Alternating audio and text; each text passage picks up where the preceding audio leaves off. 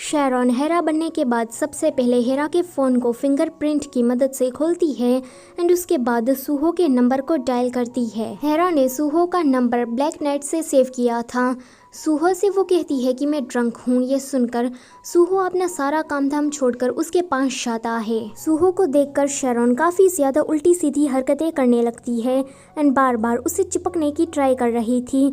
तो सूहो उसे खुद से दूर करता है एंड कहता है कि आज के बाद से तुम कभी भी अकेले ड्रिंक नहीं करोगी। शैरॉन का तो ये प्लान था कि आज की रात वो सूहो के साथ रंगीन करेगी, लेकिन फिर उसे ख्याल आता है कि सूहो को तो यही लगेगा कि मैं हेरा हूँ, शैरॉन नहीं, इसलिए वो इस प्लान को यहीं पर ही ड्रॉप कर देती है।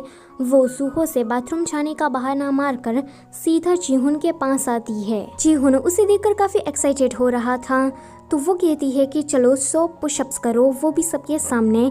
तो ये इडियट करने भी लगता है। बेकी जब शैरॉन की शॉप में एंटर करती है तो वो हेरा को इस तरह से सोते देखकर सारी सिचुएशन समझ जाती है एंड जल्दी सूहो को कॉल करके यहाँ पर बुलाती है। सूहो आकर हेरा को वहाँ से लेकर चला जाता है। दूसरी तरफ जीहुन ने 100 पुशअप्स को पूरा कर लिया था, तो शैरॉन उसे चेक पर किस करती है एंड कहती है कि आज की रात में तुम्हारे साथ रुकना चाहती हूँ। मगर हेरा को धीरे धीरे करके होश आ रहा था। ये बात शैरॉन को पता लग जाती है, कहीं उसका फंडा फूट ना जाए, इसीलिए वो जीहुन को आधे रास्ते में ही छोड़कर वहाँ से भाग जाती है। सूहो हेरा को लेकर घर वापस आता है। यहाँ पर वो एक बात नोटिस करता है कि हेरा के पास से अल्कोहल की स्मेल नहीं आ रही, जबकि अभी अभी वो उसके सामने ही पी रही थी। अचानक से हेरा उठकर खाना मांगती है, तो सूहो उसे खाना देते हुए कहता है कि जब तुम इतना ड्रिंक टॉलरेट नहीं कर पाती तो पीती ही क्यों हो। वो कहती है कि मैंने कहाँ ड्रिंक की, मैं तो बस टेलर शॉप में सो रही थी। सूहो कहता है कि अच्छा, तो तुम ये कहना चाहती हो कि मुझे कोई इल्यूजन वगैरह आया था। वो कहती है कि हाँ, ऐसा ही हुआ होगा। अगले दिन चेयरमैन पार्क के कुछ गुंडे किसी बाथ हाउस की ऑनर को डरा धमका रहे थे, क्योंकि बाथ हाउस की ऑनर उसे वो बाथ हाउस बेच नहीं रही थी। तभी ही वहाँ पर सूहो आकर उन सभी की अच्छी खासी धुलाई कर देता है। एक गुंडा सूहो के ऊपर पीछे से हमला करने वाला था, तो हेरा आकर उसे बचा लेती है। सूहो तो बस उसे ऐसा करते हुए देखता ही रह जाता है। अगले सीन में वो हेरा के हेयर को ड्राई कर रहा था। हेरा उसे मना भी करती है, लेकिन सूहो नहीं मानता। बेकी आकर शैरॉन की बॉडी पर उसे एक निशान दिखाती है एंड कहती है कि जरूर तुमने हेरा के साथ कुछ किया, इसीलिए यह निशान तुम्हारी बॉडी पर लगा। शैरॉन देखती है कि उसकी बॉडी पर वंडरिंग घोस्ट लिखा हुआ है, तो बेकी उसे कहती है कि 250 साल की बुढ़ी, तेरी वजह से अब मेरी बॉडी पर भी ये निशान लग गया है। मैंने तो कुछ किया भी नहीं, फिर भी मुझे तेरी वजह से ये सब कुछ झेलना पड़ रहा है। ये एक तरीके का कर्ज मार्क है। अगर उन दोनों की जिंदगी में तुमने जरा सी भी दखलंदाजी करने की कोशिश की तो ये निशान तुम्हारी पूरी बॉडी और चेहरे पर लग जाएगा और तुम्हारे साथ साथ मेरा भी यही हाल होगा। शैरॉन उसे कहती है कि मुझ पर इतना ज्यादा चिल्लाओ मत, ये सारी तुम्हारी गलती है, क्योंकि बचपन में मुझे और हेरा को तुमने ही स्विच किया था। इतना कहकर शैरॉन उसे मारने लगती है, लेकिन बेकी तो यहाँ पर उस पर भारी पड़ जाती है। गॉन जीहुन के पास जाकर उसे कहता है कि तुम सूहो के पर्सनल ट्रेनर हो, तो उसके पास जाकर उसके बिजनेस रिलेटेड कुछ इन्फॉर्मेशन लाकर मुझे दो।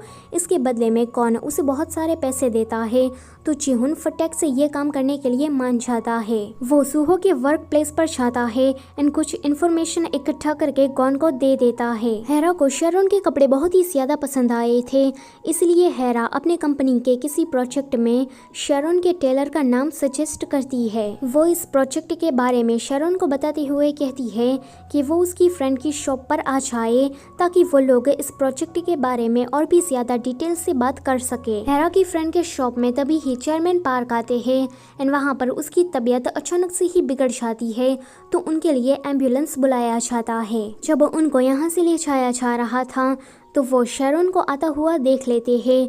वो खड़े होना चाहते थे, लेकिन उसे बहुत ही ज़्यादा दर्द हो रहा था, तो वो बस उसका नाम ही चिल्ला पाते हैं, सियोरिन सियोरिन। दूसरी तरफ हेरा का सीनियर उसे बहुत ही ज़्यादा काम दे देता है, तो हेरा ये बात शैरॉन को बता देती है कि आज वो उससे मिल नहीं पाएगी। अगले सीन में हेरा जब अपना सारा काम खत्म करने के बाद घर वापस जा रही थी, तो वो देखती है कि उसके सामने वाली रोड साइड पर तो सूहो खड़ा है। सूहो की नज़र जब हेरा पर जाती है तो वो उसके पास आने लगता है, लेकिन हेरा देखती है कि कोई बंदा जानबूझकर सूहो का एक्सीडेंट करने के लिए बाइक तेजी से उसकी तरफ ला रहा है।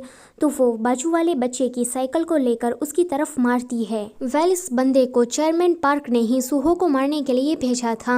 वो बंदा वहां से भाग रहा था, तो हेरा उसको पकड़ने के लिए उसके पीछे जाने वाली थी, लेकिन उस बच्चे की माँ उसे कहती है कि तुम मेरे बेटे की साइकिल को तोड़कर कहाँ भाग रही हो, हमने आज ही इसे खरीदा था और आते ही सीधा तुमने तोड़ दिया। वो हेरा पर काफी ज्यादा चिल्ला रही थी। तो सूहो आकर बच्चे से कहता है कि तुम रोना बंद करो, मैं इससे भी ज्यादा तुम्हें कूल बाइसिकल खरीद कर दूंगा। आगे इन लोगों ने इसके बारे में पुलिस केस भी फाइल करवा दिया था। जब हेरा और सूहो घर वापस आते हैं तो शैरॉन उन्हें दूर से देख रही थी एंड कहती है कि अच्छा, तो ये दोनों एक ही घर में एक साथ रहते हैं।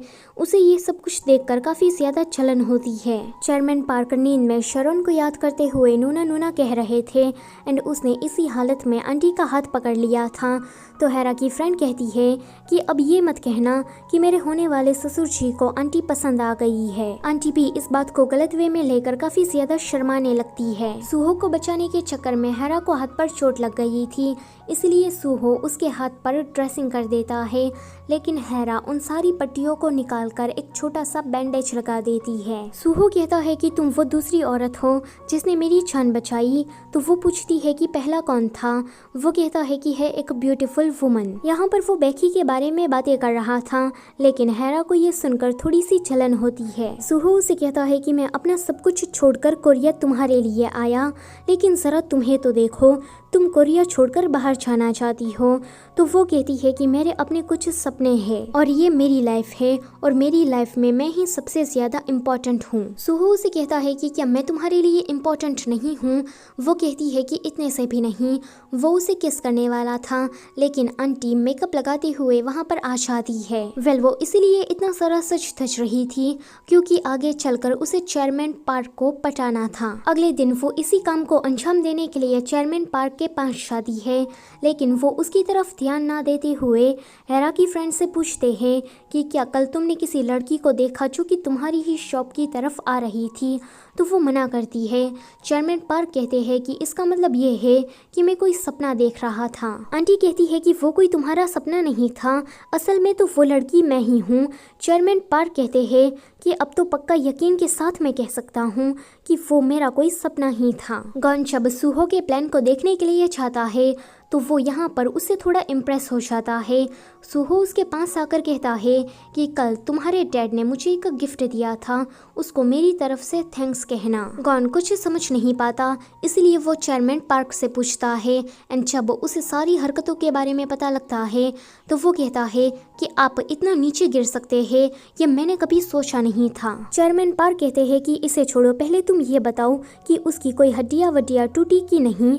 गॉन कहता है कि वो तो बिल्कुल ठीक है, लेकिन मैं आपको बता दूं कि आप ना उससे दूर रहा करे क्योंकि मुझे सूहो कोई आम इंसान नहीं लगता। बेकी उस कर्ज का तोड़ ढूंढने के लिए किसी से मिलने के लिए आती है एंड वो इंसान और कोई नहीं लेकिन चेयरमैन पार्क था। बेकी तो उसे देखकर भागने लगती है, लेकिन चेयरमैन पार्क उसे रोककर कहता है कि आप दोनों तो जरा सी भी नहीं बदली, आप यहाँ है तो सियोरेन भी यहीं पर ही होगी, उसे मेरी तरफ से हेलो कह देना। जीहुन हेरा के पास आकर उसे गिफ्ट देता है तो हेरा उसे कचरे के डिब्बे में फेंक कर कहती है कि मैं तुम्हें बिल्कुल भी पसंद नहीं करती, तो तुम ना मेरे आगे पीछे घूमना बंद कर दो, तुम टाइम वेस्ट कर रहे हो। जीहुन कहता है कि फिर तुम्हें मुझे उस दिन किस नहीं करना चाहिए था।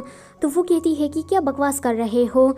जीहुन कहता है कि मुझे पता है कि तुम हर्ट हो, लेकिन इस चीज को तुम मानने से इनकार क्यों कर रही हो। मगर हेरा उसकी एक भी बात को नहीं सुनती एंड सीधा सूहो से मिलने के लिए चली जाती है। सूहो उसे कहता है कि बचपन में तुमने कहा था कि हम दोनों क्रिसमस के दिन पर इसी कासल पर मिलेंगे, तो देखो आज मैंने उस कासल को खरीद लिया है। हेरा ये सुनकर थोड़ी इमोशनल हो जाती है क्योंकि सूहो को ये बात अभी भी याद है। शैरॉन उन दोनों को एक साथ होते हुए देख रही थी, बिल्कुल पिछली जिंदगी की तरह। तो अब वो ठान लेती है कि चाहे जो कुछ भी हो जाए, लेकिन इस वाली जिंदगी में तो वो सूहो को अपना बना कर ही रहेगी। सूहो चेयरमैन पार्क के पास जाकर कहता है कि उस बाइक वाले ने बता दिया है कि आपने ही उसे मुझे मारने के लिए भेजा था। चेयरमैन पार्क उसे कहते हैं कि उस दिन तुम्हारा लक अच्छा था, लेकिन ये लक तुम्हारा कब तक साथ देगा। तुम जानते नहीं हो कि मैं कितना ज्यादा स्कैरी हूँ, तो सूहो कहता है कि आप ज़रा अपनी फिक्र करिए, मेरी छोड़िए, क्योंकि जो कोई भी मुझसे पंगा लेता है उसका अंजाम बहुत ही ज़्यादा बुरा होता है। आगे उससे मिलने के लिए जीहुन आता है तो सूहो उससे कहता है कि तुम उस लड़की को गिफ्ट देकर प्रपोज करने वाले थे, तो उसका क्या हुआ। जीहुन कहता है कि वो तो किसी बैड गाय के प्यार में पड़ गई है, उसने मुझे किस किया, हक किया, लेकिन वो इसके बारे में सब कुछ भूल गई है। सूहो कहता है कि मेरे ख्याल से वो लड़की तुम्हारे लायक नहीं है। तो जीहुन कहता है कि ऐसी बात नहीं है, वो बहुत ही ज़्यादा अच्छी है, लेकिन पहले मुझे उस बैड गाय को ढूंढना है। सो गाइस, इसी के साथ ही ये वाला पार्ट होता है यहीं पर ही ख़त्म। वीडियो से जाने से पहले लाइक, शेयर और चैनल को सब्सक्राइब करना मत भूलना। Thank you for watching.